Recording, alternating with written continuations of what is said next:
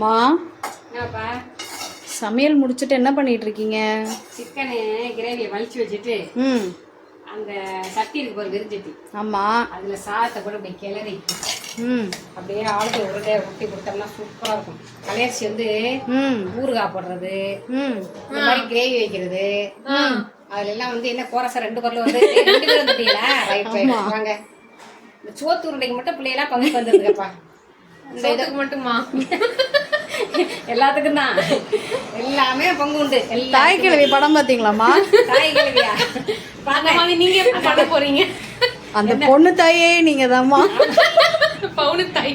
பவுனு தாய்.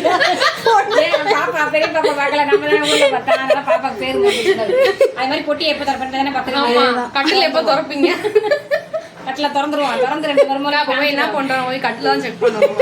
எது இருந்தாலும் சரி, அதுல ஆளுக்கு பாதி எடுத்துக்கணும்.